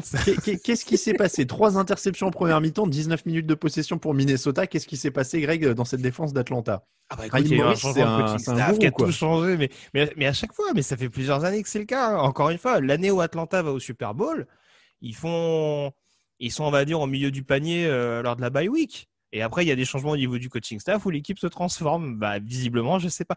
De toute façon, ça fait, je sais pas combien de temps que je le répète. Le problème dans cette équipe, il est mental.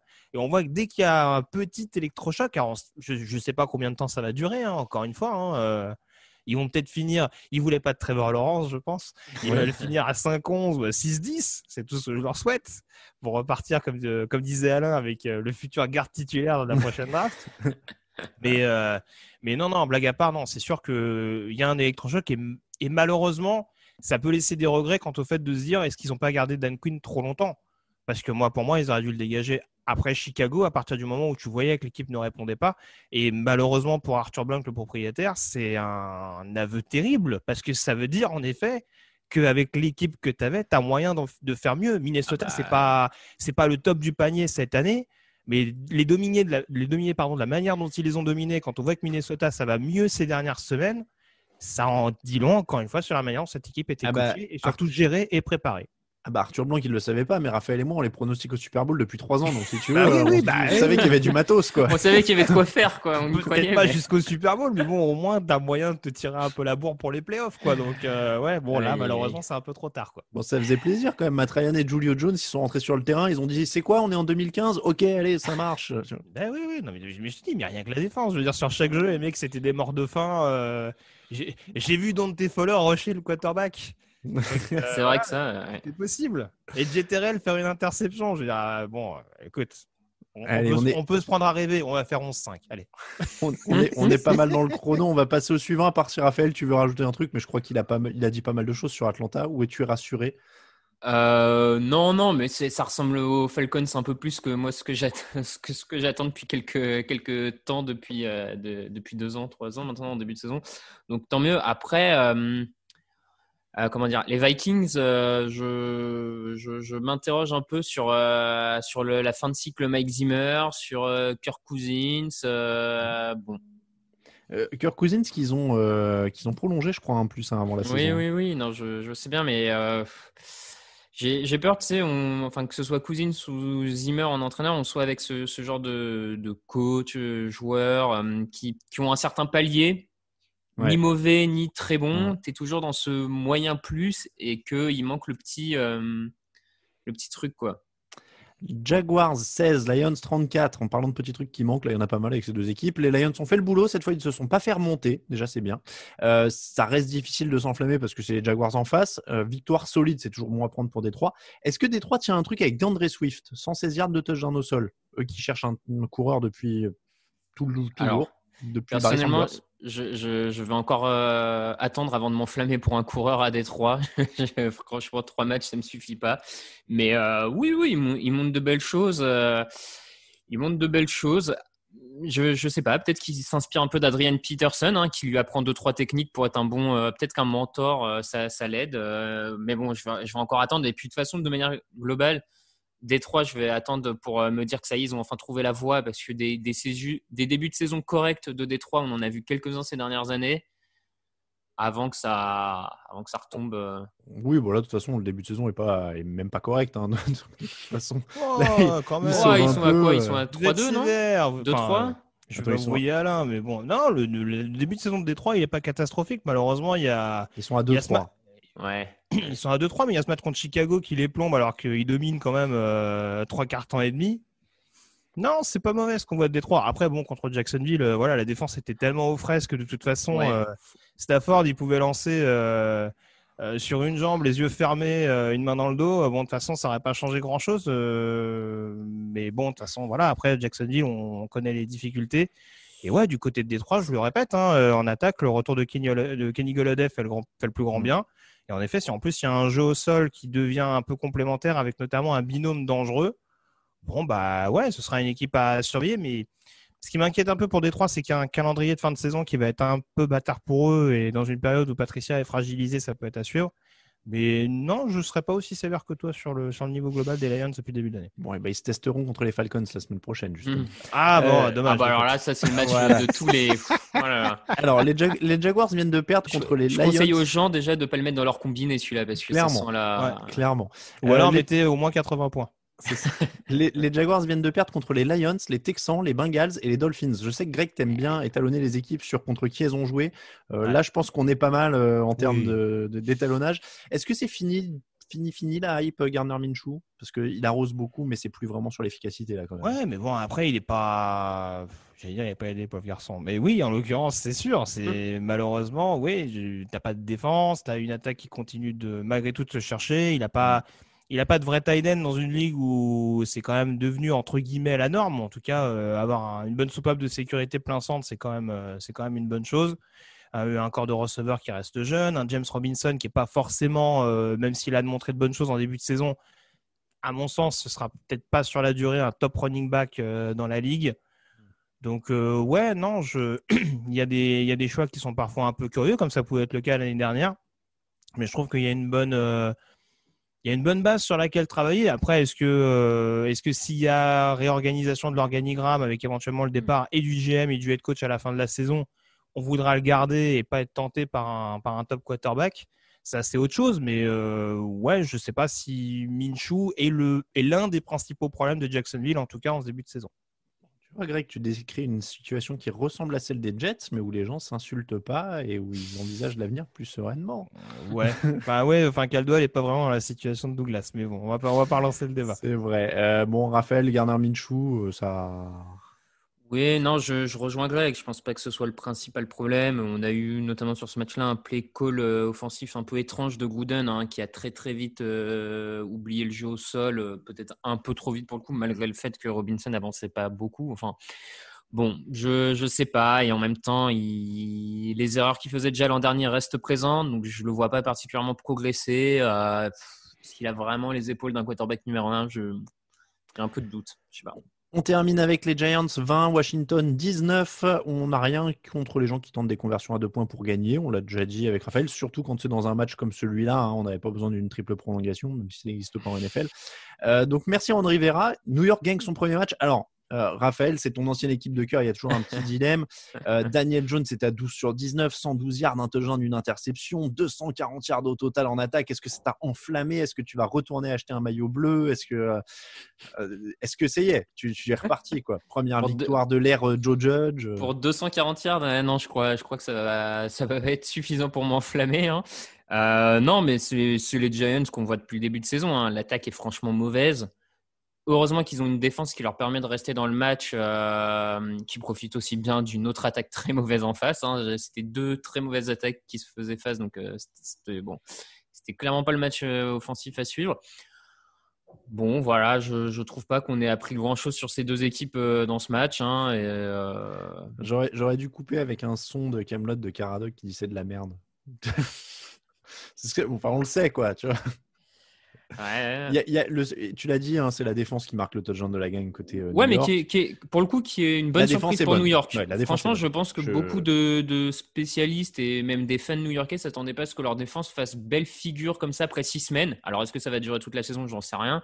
Mais tu as la recrue James Bradbury, cornerback, qui fait beaucoup de bien. Enfin, c'est quand même la petite surprise côté New York et qui est pas mauvaise de se dire que l'an prochain ils peuvent déjà au moins repartir avec une défense à minima correcte. C'est vrai. En termes de reconstruction, c'est déjà sympa quoi. Oui, non, je parlais offensivement, surtout pour dire que c'était assez affreux à suivre. Greg, Kyle Allen, c'est pas la solution visiblement au poste de quarterback, donc ça va être la draft pour Washington. Ça en prend la direction, ou alors peut-être un quarterback qui sortirait d'une équipe, sur un peu surprise. Type les Jets qui se débarrasseraient d'Arnold, peut-être, je ne sais pas, à surveiller. Mais non, là, je pense que de toute façon, Haskins a plus l'air d'être le choix prioritaire. Allen, on savait que ça allait être pour dépanner. Et Alex Smith, il n'y a pas une date de péremption très, très éloignée, malheureusement pour lui. Donc ouais, je pense que ça va pas durer. Il va falloir reconstruire au plus vite du côté de Washington. Tu vois, là pour le coup, la conversion à 2 points me dérange pas du tout. En l'occurrence, testé par on est d'accord. Là, je comprends. En l'occurrence, on est d'accord. Voilà. Mais oui, non, voilà. De toute façon, le problème qui va se poser, c'est que oui, ils seront sûrement top 5 de la draft. Maintenant, est-ce que tu dois prendre qu'un quarterback ? Je suis pas sûr. Offensivement, c'est tellement le marasme qu'il va y avoir tellement de directions. Mais oui, ça commencera forcément par un quarterback. Messieurs, breaking news. Live from Studio 3C in Rockefeller Center, this is Today in New York. On a parlé des Dolphins, on se demandait s'ils étaient une équipe différente de l'année dernière, ces dernières semaines. Et bien maintenant, ils seront une équipe différente. Tua Tagovailoa est leur nouveau quarterback titulaire selon ESPN pendant que nous enregistrions. Stylé. Tua Tagovailoa est nommé titulaire. Alors pas officiellement encore une fois, c'est ESPN qui le rapporte au moment où on se parle. Donc là, il y a un nouvel intérêt à suivre cette saison des Dolphins quand même, parce que c'est ça la deuxième étape normalement de leur reconstruction, c'est de lancer Tua Tagovailoa. Grégory, je vais revenir vers toi évidemment, parce que tu es le seul de nous qui l'avait vraiment vu jouer. Bah, vous avez vu le week-end dernier, non? On l'a vu lancer 2 passes. 2 minutes. On l'a vu lancer D'ailleurs, 2 toujours passes. aussi surprenant un quarterback gaucher. Sur le moment, ça. C'est vrai. Ça surprend un peu. Donc Grégory, il est gaucher, il a déjà une hanche en plastique, si j'ai bien compris. Ouais. Donc, qu'est-ce qui le différencie de ma grand-mère? Parce que pour l'instant, il y a beaucoup trop de similarités.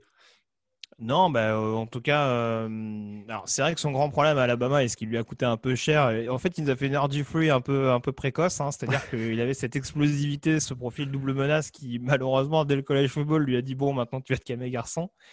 Mais maintenant, d'un point de vue passe, il a quand même une rapidité d'exécution qui va être à surveiller. Il arrive quand même à identifier ses cibles très rapidement. Bon.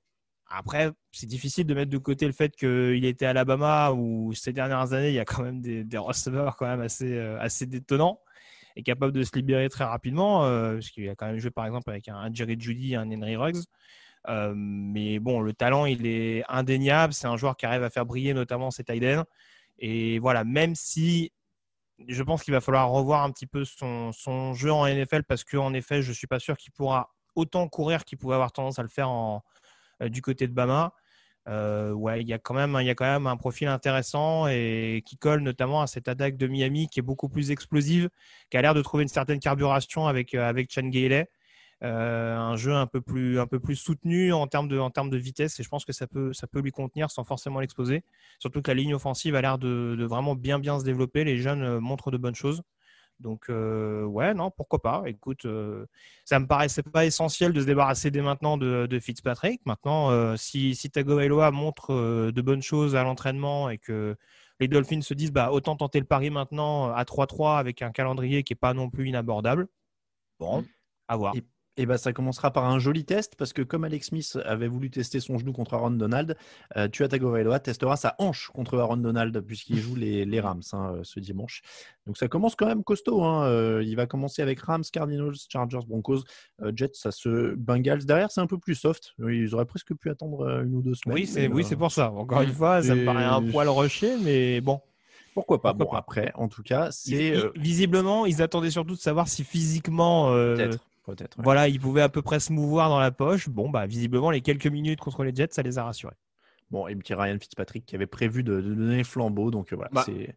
Ouais, même Fitzpatrick, tout le monde avait eu l'image où quand Tua est rentré sur le terrain ce week-end, il a levé les mains pour que la foule l'applaudisse. On sent que Fitzpatrick, c'était un bon gars qui le soutenait et qui savait très bien qu'il était là juste pour faire le coup. Il a 37, 38 Fitzpatrick maintenant. Quelque chose comme ça, ouais. Attends, vu ce qu'il a montré, je serais pas étonné de le voir signer ailleurs. Attends, il va rebondir. Je suis pas en train de te dire que le mec il est cramé de chez cramé, il est pas au barbecue, mais bon en attendant oui je pense qu'il se doute que de toute façon il jouera pas il sait que l'avenir de cette franchise c'est censé être Tagovailoa donc non mais je veux dire c'est qu'on par comparaison tu vois à New York je vois un Joe Flacco bien moins sympa avec Darnold. Oui, d'accord. Voilà, non mais on est d'accord, c'est pas les mêmes mentalités, oui. Voilà. Après, si je peux me permettre, on n'est pas à l'abri de revoir aussi Ryan Fitzpatrick cette année. Comme le dirait le conseiller de ma mutuelle, un accident est si vite arrivé. Vous êtes sûr que vous ne voulez pas une garantie supplémentaire? Oui, bien sûr, tout à fait. Voilà. Ouais. Donc... Et voilà, déjà enregistré par tous les fans de Miami qui seront prêts à le repasser à la moindre. Voilà. On termine avec les tops et les flops.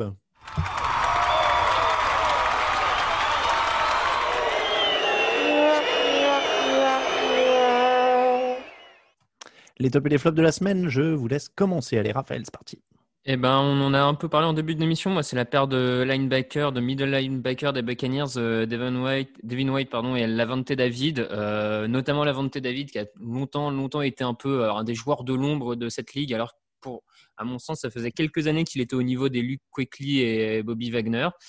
Voilà, donc ils ont été énormes cette semaine. 2 sacs et demi à eux deux, 5 plaquages pour perdre, 4 quarterback hits, présents dans toutes les phases du jeu. Donc, ils sont partis pour mener loin les Buccaneers. Grégory. Ouais, ça aussi on en parlait plus ou moins, alors c'est un peu tiré par les cheveux, mais bon, mon top c'est quand même la victoire des Giants, j'en parlais il n'y a pas longtemps, c'est vrai que c'est une équipe qui, malgré leur bilan, passait pas loin assez souvent cette année, ils n'ont pas été ridicules sur toutes les semaines de compétition malgré le niveau offensif global, donc voilà, même si c'est une victoire un petit peu par la peau des fesses sur une conversion à 2 points loupés face à une équipe aussi médiocre, voilà, c'est bon à prendre et je pense que c'est à suivre pour le reste de la saison. Pour moi, ce sera Ryan Tannehill. J'en ai parlé aussi un peu pendant l'émission, mais à 12 secondes de la fin, lancer ce touchdown plutôt que d'arrêter le chrono, je trouvais que c'était l'action de la semaine. Donc, et puis, très belle réception d'A.J. Brown. Donc, voilà, félicitations aux Titans. Ton flop, Raphaël. On l'a très vite mentionné, mais moi, c'est Jared Goff. Vous parliez tout à l'heure de l'échelle Alex Smith potentiellement. Voilà, sur ce match-là, moi je suis désolé, mais je l'ai trouvé absolument affreux. Des saucisses lancées sur des receveurs totalement libres, des difficultés de lecture. Enfin, voilà, je trouve vraiment que Los Angeles est en train de perdre un peu de temps avec Goff. Eux aussi, ils doivent avoir un quarterback. Eux aussi, ouais. Non, mais je sais bien, c'est le drame de ma vie. Je trouve qu'il n'y a pas assez de quarterbacks. Raphaël et les quarterbacks, c'est une histoire d'amour. Hein. Oui, c'est ce que j'allais dire. De toute façon, où est-ce qu'ils vont le trouver ? Il n'y en a pas 30 au niveau. Non, mais je sais bien où est-ce qu'ils vont le trouver. Mais sincèrement, je trouve qu'avec les receveurs qu'ils ont, les tight ends qu'ils ont, je trouve que la prestation, elle est trop médiocre. Elle est médiocre en partie à cause de Jared Goff. Donc, voilà, il en est déjà à 3-4 ans dans la ligue. C'est dommage, je t'aurais rejoint l'année dernière. On aurait remis Blake Bortles au premier plan. Ça aurait fait tellement plaisir à Alain. Mais bon, malheureusement, c'est fini tout ça. Greg, ton flop. Je retiens juste que Raphaël a dit, on en a rapidement parlé. J'ai juste dit qu'il était peine à jouer, Jared Goff, à part ça. Oui, voilà. Les flops, j'en ai quelques-uns. J'ai déjà parlé de Zach Taylor, mon grand copain. Non, j'insiste là-dessus, mais encore une fois. Les Pats, on peut pas proposer aussi peu, même avec les blessures et le casting global, on peut pas proposer aussi peu que ce qui a été proposé, même face à une vaillante défense de Denver. Donc, je peux pas ne pas les mettre dans les flops de cette semaine, à mon sens. Ouais, moi je vais rester dans la même division. On en a parlé longuement aussi, donc je vais pas faire terminer longtemps. Mais les Jets, moi je comprends pas qu'on laisse une franchise s'auto-détruire à ce point et de cette manière-là, parce que ça devient tellement ridicule que. On peut en faire un débat jeudi si tu veux. C'est Raphaël et Raoul, je crois, jeudi. Donc, il a pas l'air spécialement motivé. Je ne lis pas l'emballement sur son visage. Non, mais ouais.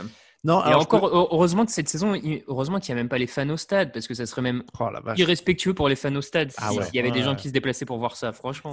Mais on peut décider du débat aujourd'hui, pour voir si Raoul écoutera d'ici jeudi. On en a déjà décidé. On en a déjà décidé. Je te rappelle, jeudi, c'est le moment du teasing, tu as raison. On va parler de ceux qui peuvent concurrencer les Chiefs en AFC. Donc on fera un petit point sur les chances des Steelers, des Ravens et des Titans notamment. D'accord. Ceux qui peuvent concurrencer les Chiefs. Et je te le dis d'autant plus que le visuel est déjà prêt. Donc je remercie Ben, notre graphiste. Vivement qu'on parle du débat, le 11-0 est-il possible pour Atlanta ? J'ai hâte de le voir. C'est ça, Atlanta, l'année du titre, point d'interrogation.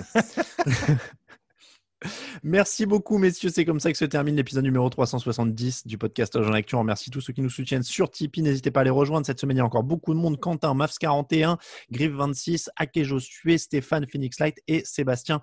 Merci beaucoup à tous de votre soutien et on espère que vous appréciez tous les stickers, les magnettes et tout ça. Et encore une fois, il y en a plein qui arrivent. Merci donc de nous suivre aussi sur les réseaux sociaux. Twitter @TDActu, Facebook @TDActu, Instagram @AgentActu en entier. Il va y avoir un concours d'ailleurs qui arrive demain, tenez-vous prêts. @Raphaël_TDA et @Kielo Radio, ça pour mes deux camarades sur Twitter, @Alain Mattei pour moi-même. On vous rappelle que toute l'actu de la NFL, c'est sur touchdownactu.com, tdactu.com. Merci beaucoup Raphaël, merci beaucoup Grégory. Merci à tous les deux. Un plaisir. Très bonne semaine à tous. On se retrouve jeudi pour la preview de la semaine. Ciao, ciao. Les meilleures analyses, fromage et jeux de mots, tout sur le foutu est en TDActu. Le mardi, le jeudi, tailgate au risotto, les meilleures recettes en TDActu. Fumble pour JJ Watt, Bismuth pour Marshall Lynch, Proclash Global Beckham, Tom Brady quarterback, calé sur le fauteuil, option Madame Irma, à la fin on compte les points et on finit.